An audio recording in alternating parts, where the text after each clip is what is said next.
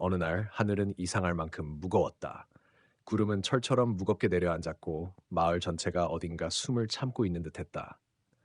작은 산골 마을, 평화롭고 조용하던 그곳에 비가 내리기 시작한 건 새벽 4시 무렵이었다. 처음엔 그저 봄비 같았다. 그러나 몇 시간 지나지 않아 하늘은 마치 오랜 분노를 터뜨리는 듯 무자비하게 비를 쏟아부었다. 마을 한복판에 노란 지붕집. 그 집엔 12살 소년 준호와 그의 어머니, 그리고 한 마리의 강아지가 살고 있었다. 이름은 무루. 어릴 적 홍수에서 구조되어 온 유기견이었다. 조용하고 충직한 무루는 마치 사람의 말을 알아듣는 듯한 눈빛을 지닌 개였다. 준호는 무루를 단순한 반려동물로 보지 않았다. 그건 친구이자 형제이자 자신을 지켜주는 존재였다. 비는 쉬지 않았다. 강은 넘쳤고 산은 울었다. 몇몇 어른들은 이건 그냥 장마가 아니야라고 속삭였고 군청에서는 긴급 대피령이 내려졌다. 새벽 2시 사이렌 소리와 함께 구조 차량이 마을로 들어왔다. 사람들은 허겁지겁 짐을 싸며 고개를 젖혔다. 이런 홍수는 처음이야. 준호의 가족도 구조보트에 올랐다.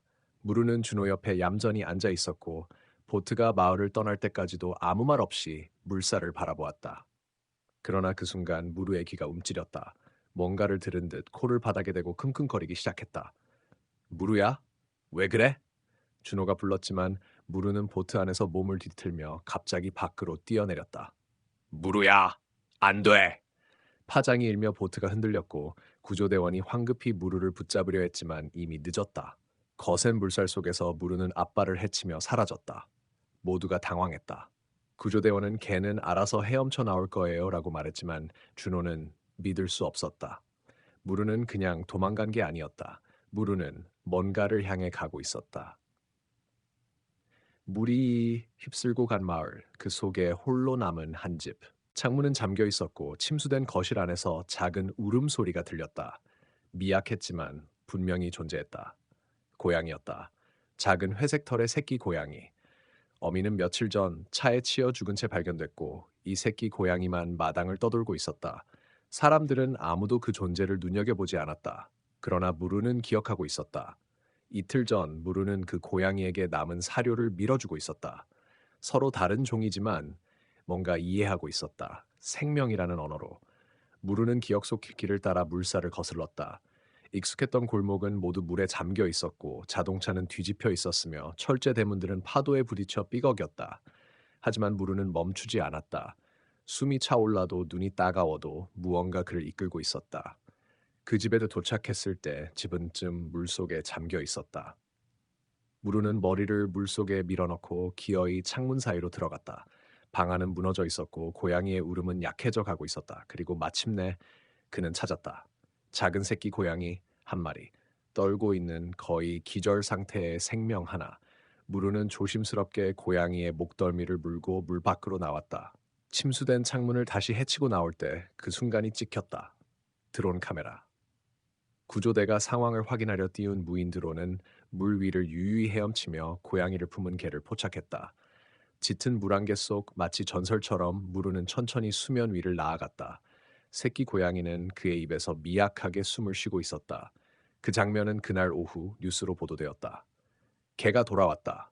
이유는 하나, 생명을 위해. 그러나 이것은 시작에 불과했다.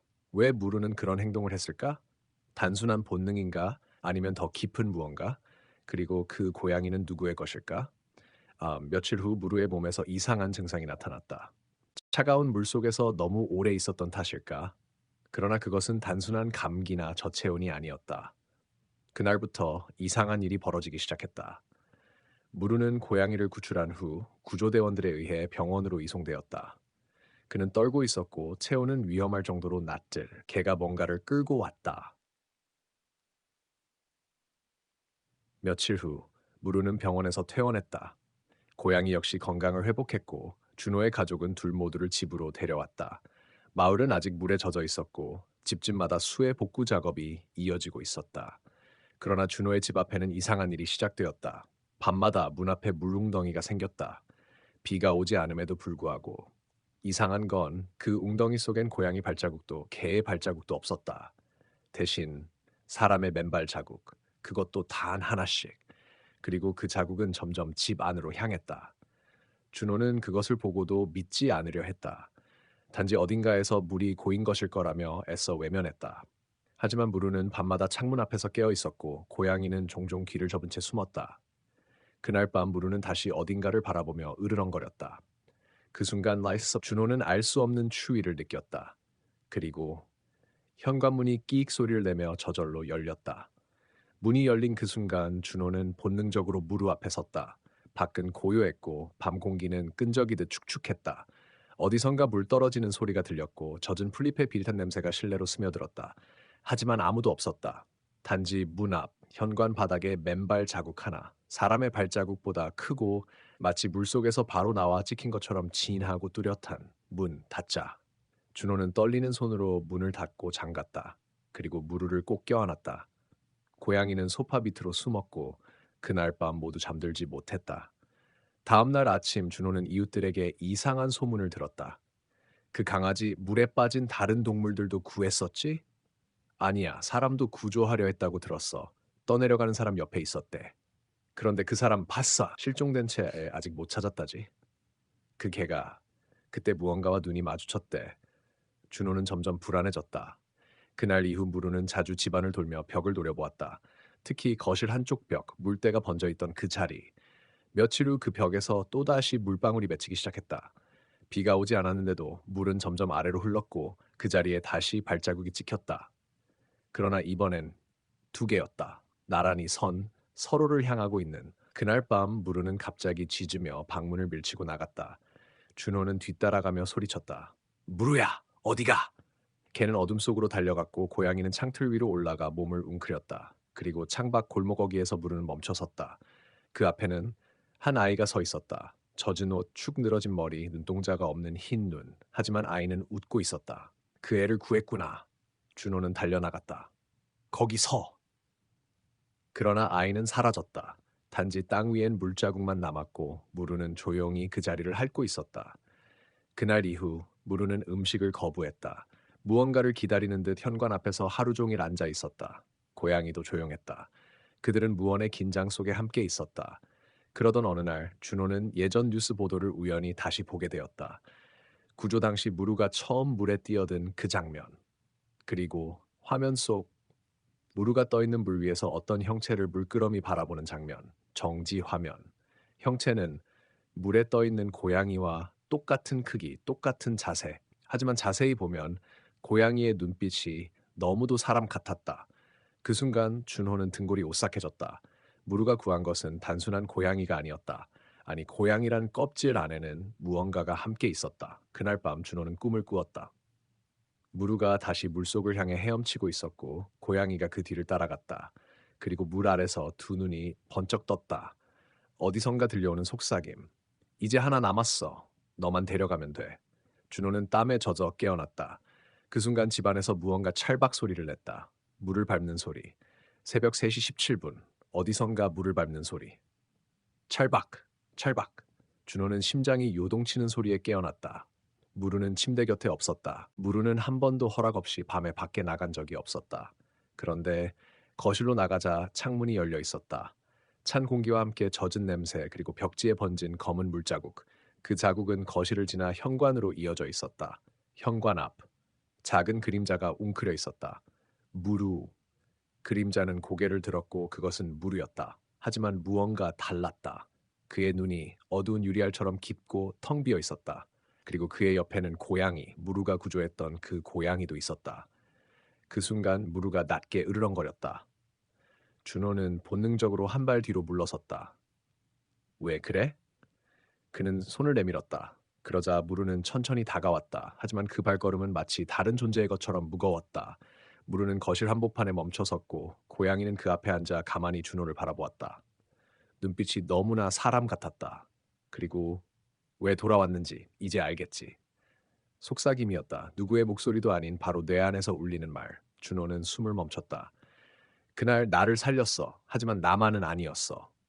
순간 벽이 진동하기 시작했다. 벽지 너머로 물이 흐르듯 내려오고 있었다. 거실의 온도는 급격히 떨어졌고 숨을 쉬는 것조차 힘들었다. 이 집은 물의 기억을 안고 있어. 준호는 휘청거리며 뒷걸음쳤다. 무루, 그만해. 무루는 고개를 숙이고 몸을 떨었다. 그리고 울부짖었다. 그 소리는 통곡에 가까웠다. 그와 동시에 벽에서 손이 튀어나왔다. 물로 이루어진 듯한 손. 그 손은 고양이를 향해 뻗어갔고 고양이는 조용히 다가가 손끝을 핥았다. 순간 무언가 빠르게 지나갔다. 준호의 눈앞에 플래시처럼 비친 장면. 무르가 처음 구조되던 날, 그가 입으로 물고 있던 고양이의 눈빛. 물 아래 같은 눈을 가진 또 하나의 존재. 그리고 다시 현실. 무르가 벽 앞에 무릎을 꿇듯 주저앉았다. 고양이는 준호에게 걸어왔다. 그 순간 그는 깨달았다. 이 고양이는 단순한 생명이 아니었다. 그 속엔 어떤 존재의 조각이 들어 있었다. 그 존재는 무르를 통해 돌아오고 있었다. 이제 너만 남았어. 그 목소리는 다시 뇌 속을 울렸고 고양이의 눈동자가 빛났다. 벽 너머에서 물이 쏟아지기 시작했다. 준호는 마지막으로 무르를 바라봤다. 무르는 고개를 들어 그를 보았다. 짧은 순간 진짜 무르의 눈빛이 돌아왔다. 도망쳐. 준호는 소스라치며 뒤돌아 달렸다. 고양이의 울음소리가 점점 사람의 목소리처럼 들려왔다. 그리고 그 순간 뒤에서 물의 폭발음이 들렸다. 거실이, 벽이, 창문이 모두 물속으로 가라앉았다. 물은 모든 것을 삼켰다. 거실, 가구, 창문, 그리고 무르의 울음. 준호는 혼란스러운 정신으로 밖으로 달려나왔다. 새벽 안개 속 골목은 텅 비어 있었다. 하지만 그의 뇌리엔 단 하나의 이미지가 또렷하게 남아 있었다. 무르가 마지막에 보낸 눈빛. 도망쳐. 그 눈빛은 두려움이 아니었다. 그건 결심이었다. 마치 자신이 마지막 방어막이 되겠다는 듯한 묵직한 눈빛. 이튿날 아침 뉴스에서는 단 한 줄도 보도되지 않았다. 밤새 물이 넘쳐 흐른 흔적도 사라져 있었다. 거실은 멀쩡했고 벽에는 아무런 얼룩도 없었다. 단 하나, 무르와 고양이는 사라졌다. 준호는 방바닥에 주저앉아 울음을 삼켰다. 도대체 무슨 일이 있었던 걸까? 모든 게 꿈이었나? 하지만 손등엔 아직 차가운 물방울이 남아 있었다. 그리고 현관 앞엔 작은 발자국이 있었다. 사람의 것도 개의 것도 아닌 그 둘이 뒤섞인 듯한 어딘가 이상한 발자국. 며칠 후 준호는 결심했다. 무르를 찾아야 한다. 그는 무르가 처음 구조된 강가로 향했다. 그곳은 여전히 조용했고 물은 느리게 흐르고 있었다. 여기서 다시 시작하자. 준호는 물가에 앉아 무르와 보냈던 날들을 떠올렸다. 짖던 소리, 꼬리를 흔들던 모습, 밤마다 옆에 누워 잠들던 온기. 그 순간 물 위에 잔잔한 원이 퍼지기 시작했다. 물 속에서 무언가 올라왔다.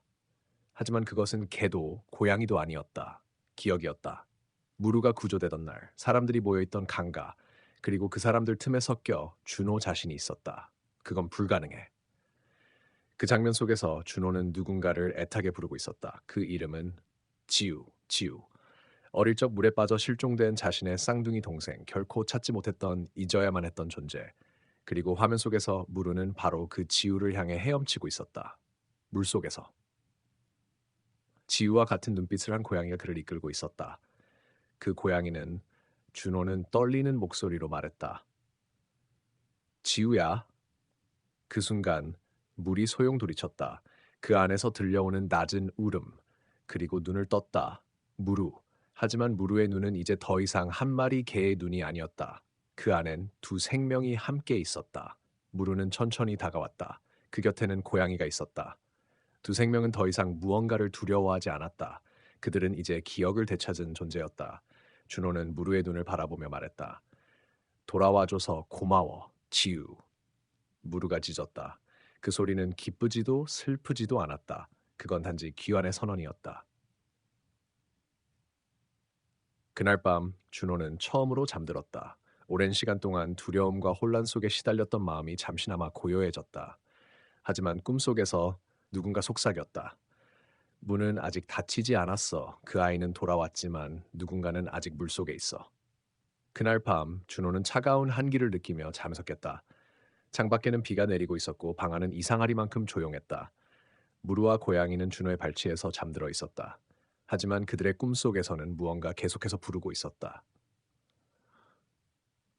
꿈속, 흐릿한 물속, 검은 실루엣들이 떠다닌다. 어린아이, 노인, 소녀, 그루마? 준호는 떨리는 목소리로 말했다. 물속에서 고개를 든 여인은 분명 준호의 어머니였다. 어린 시절 자신을 두고 떠나야만 했던 그녀. 그녀의 뒤에는 또 다른 형체가 있었다. 고양이.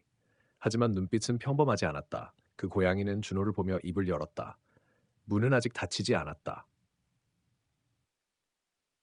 아침. 준호는 무르와 고양이를 바라보며 문득 떠올랐다. 왜 그 고양이가 그렇게 특별하게 느껴졌는지. 그날 구조 당시 물속에서 보였던 생명. 사람들이 보지 못한 채 놓아버린 존재. 고양이의 몸엔 그날의 상처 자국이 아직도 남아 있었다. 너 그때도 있었던 거구나. 무르는 작게 짖으며 고양이를 바라보았다. 두 생명은 마치 과거를 공유하는 듯 깊이 연결되어 있었다. 그리고 그 연결은 물과 기억을 매개로 하고 있었다. 아, 세상에요. 며칠 뒤 마을에는 이상한 일이 벌어졌다. 강가 근처에 살던 사람들이 하나둘씩 실종되기 시작한 것이다. 누군가는 그들이 물에 빠졌다고 주장했지만 아무런 흔적도 물웅덩이도 발견되지 않았다. 경찰은 단순한 실종으로 처리했지만 준호는 알았다. 그들이 부름을 받은 것임을. 그날 밤 준호는 무르와 고양이를 데리고 다시 한번 강가로 향했다. 그들을 되돌릴 수 있을까? 무르는 조용히 고개를 돌렸다. 그 눈빛에는 서림이 있었다. 하지만 곧 고양이가 앞으로 나아가 물가에 앉았다. 그리고 고양이의 눈에서 눈물이 흘렀다. 갑자기 물이 요동쳤다. 그리고 그 속에서 한 아이가 모습을 드러냈다. 지우. 하지만 이번엔 그 아이는 눈이 없었다. 준우명을 질렀다. 그만해. 이건 아니야. 무르가 앞으로 달려갔다. 고양이도 따라 들어갔다. 그리고 물속에서 셋이 격렬하게 움직였다. 그 순간 하늘이 번개로 갈라졌다. 물속에서 파열음과 함께 울부짖음이 터졌다. 몇 분 후, 물은 다시 고요해졌다. 준호는 무릎을 꿇고 울기 시작했다. 무르, 고양이. 하지만 그때 강가에 조용히 발을 딛고 나오는 실루엣. 젖은 털, 깊은 눈빛, 그리고 그 옆에서 함께 걷는 사람. 지우. 그는 더 이상 아이가 아니었다. 물속에서 늙어버린 듯 어른의 눈빛을 지닌 존재였다. 그리고 그는 조용히 말했다. 준호, 너도 곧 선택해야 해. 그 순간 하늘에서 빗줄기가 굵게 떨어지기 시작했다. 무언가 더 깊은 진실이 이제 막 표면 위로 올라오고 있었다. 밤은 깊어졌고 하늘은 피처럼 붉었다. 강가에 선 준호는 무르와 고양이 그리고 갑자기 나타난 소년 지우를 번갈아 바라보았다. 지우는 조용히 입을 열었다. 여긴 그냥 물이 아니야. 이 강은 문이야. 준호는 혼란스러웠다. 문, 살아있는 것과 잊혀진 것 사이, 죽은 이들이 가지 못한 곳, 그리고 남겨진 이들이 기억 속에 가둔 진실. 무르가 한 걸음 앞으로 나아가더니 땅을 향해 코를 박고 낮게 울었다. 그 울음은 단순한 감정이 아니라 경고였다. 고양이는 다시 물가로 다가가 앉았다. 그 눈에는 인간과 같은 표정이 떠올랐다. 그리고 고양이의 입에서 들린 소리. 진실을 원해? 그럼 널 내놓아야 해. 준호는 몸이 얼어붙었다. 무슨 말이야? 네가 살기 위해 지나쳤던 것, 구하려다 포기했던 이름들, 너는 여기에 빚이 있어. 기억 속의 장면들이 떠오른다. 물속에서 뻗어온 손, 그 손을 놓고 무르를 안고 돌아섰던 자신. 살아남기 위해 외면했던 그들의 얼굴. 나는 어떻게 해야 해? 지우가 대답했다. 물은 받아들이기도 하지만 대신을 요구해. 물은 이미 한번 돌아왔고 이제 너의 차례야. 그 순간 물속에서 실루엣들이 떠오르기 시작했다. 사람의 형상. 그 속엔 준호가 기억하지 못했던 얼굴도 있었고 누구보다 또렷하게 남아있는 하나의 얼굴도 있었다. 어머니. 준호야. 그녀는 울먹이며 말했다. 나는 괜찮아. 하지만 이 문을 닫지 않으면 너도 세상도 끝이야. 무르가 울부짖었다. 고양이는 조용히 고개를 끄덕였다. 이제 선택은 단 하나였다. 내가 가. 준호는 말했다. 지우가 고개를 저었다. 이미 선택된 존재가 있어. 너는 다리를 놓는 자. 그 말과 동시에 고양이의 몸에서 푸른빛이 피어오르기 시작했다. 그 빛은 마치 오래된 기억의 조각처럼 공중으로 흩날리며 강 전체를 휘감았다. 고양이는 마지막으로 준호를 바라보았다. 그리고 조용히 물속으로 걸어 들어갔다. 무르는 그 뒤를 따르려 했지만 지우가 막아섰다. 이제는 안 돼. 그는 열쇠야. 물은 고요하게 움직였다. 그리고 몇 초 후 물 표면에서 검은 문이 열렸다. 그 안에는 아무것도 없었다. 공허, 어둠, 그리고 끝없는 속삭임. 하지만 고양이는 그 속으로 자신의 몸을 기꺼이 던졌다. 그러자 물이 갈라지고 사람들의 실루엣이 하나둘씩 사라졌다. 문은 천천히 닫혔고 강은 마침내 다시 조용해졌다. 지우가 마지막으로 말했다. 문은 닫혔다. 하지만 대가는 남는다. 그리고 그는 강바닥으로 걸어 들어가 사라졌다. 아, 준호는 무릎을 꿇고 한참을 울었다. 무르는 그의 곁을 떠나지 않았다. 그리고 그날 밤 하늘은 맑게 개었고 별 하나가 유난히 빛났다. 고양이의 눈빛과 똑같은 빛으로 하늘은 거짓말처럼 맑았다. 폭풍과 피난, 문과 그림자, 마치 꿈처럼 멀어졌다. 하지만 모든 게 끝난 게 아니었다. 준호는 병원 침대에서 눈을 떴다. 창밖에는 햇살이 가득했고 무르는 조용히 그의 발치에 누워 있었다. 그리고 창문 위에는 고양이의 발자국이. 꿍. 꿈이었나? 하지만 손을 올려보니 손등에는 희미한 흉터. 물속에서 무언가를 잡으려 했던 그 순간의 흔적이었다. 문이 열리고 간호사가 들어왔다. 정말 기적이에요, 준호 씨. 그 물속에서 그렇게 오래 있었는데 생명에 이상이 없다니. 준호는 조용히 고개를 끄덕였다. 하지만 속은 뒤집힌 듯 복잡했다. 복잡했네. 며칠 뒤 그는 다시 마을로 돌아갔다. 모든 게 물에 잠겼던 그 골목, 그 집. 이제는 폐허뿐이었지만 무언가가 바뀌어 있었다. 강 근처의 오래된 나무에는 이상한 모양의 흠집이 있었다. 마치 문이 열렸던 흔적. 무르는 그 앞에 서서 움직이지 않았다. 그리고 갑자기 땅을 파기 시작했다. 무르, 왜 그래? 그러자 파헤쳐진 흙 속에서 작은 인형 하나가 드러났다. 물에 젖고 오래된 듯한 인형. 그러나 준호는 단번에 알아봤다.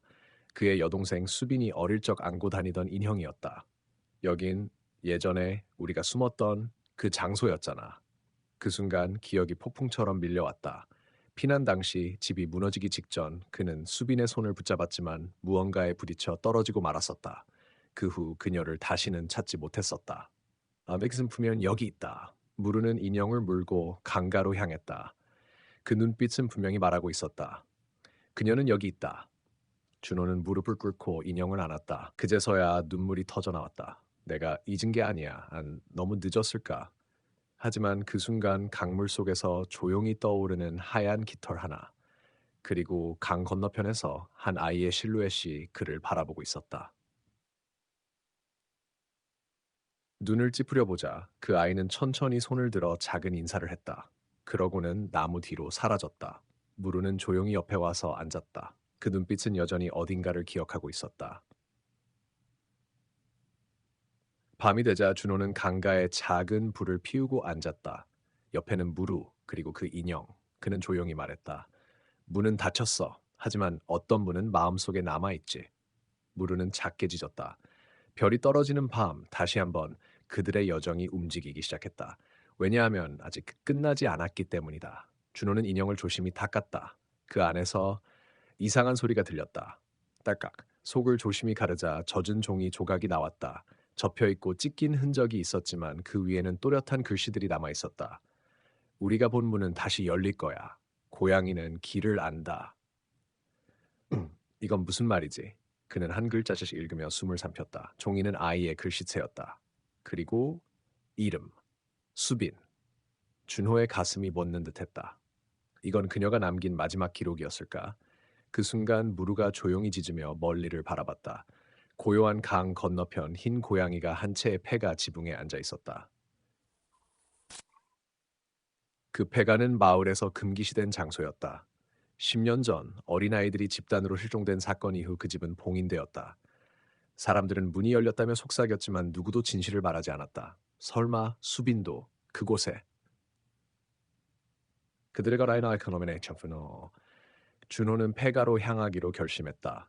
무르는 한 발짝도 떨어지지 않고 함께 걷고 있었다. 그들의 발걸음이 폐허의 마당에 들어섰을 때 기이한 정적이 흘렀다.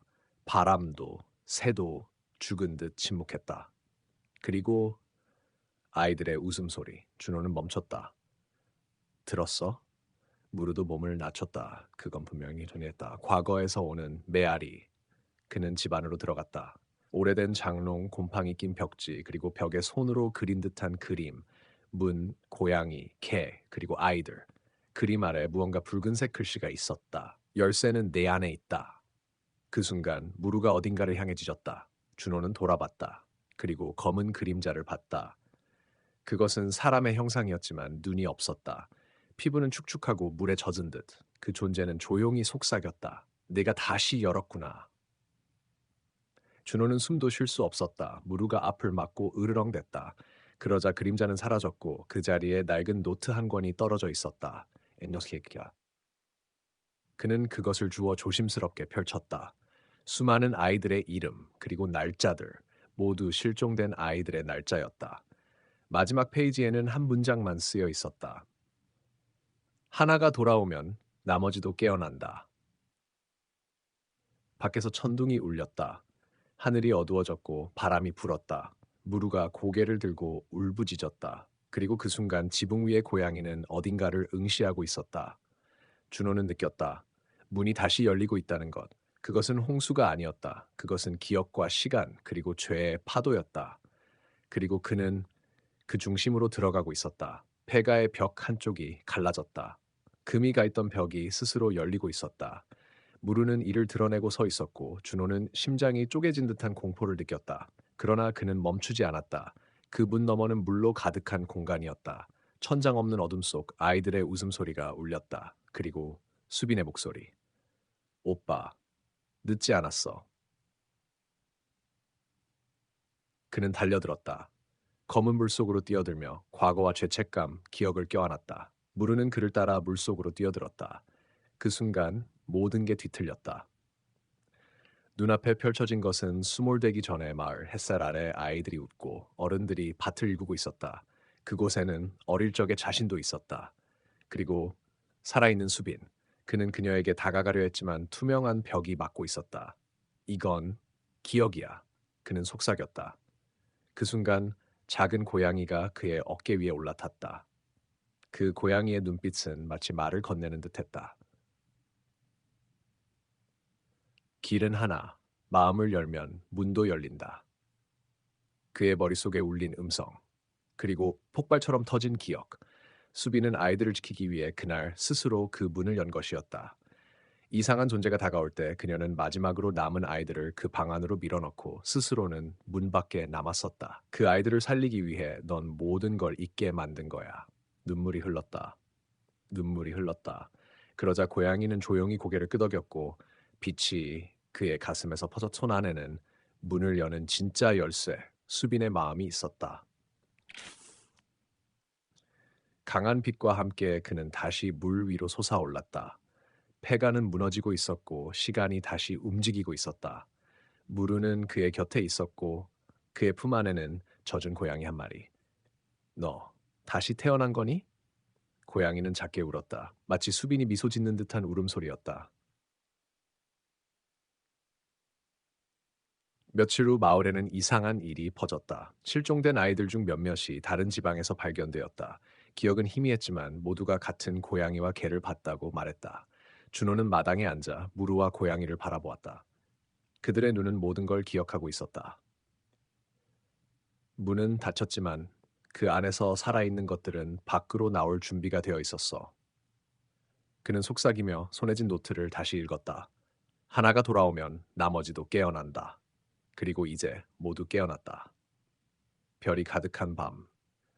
무르는 조용히 고개를 들고 울부짖었다. 고양이는 지붕 위에 올라 달을 응시했다. 준호는 창문을 열었다. 그리고 그 순간 멀리서 다시 물이 흐르는 소리. 하지만 이번에는 두렵지 않았다.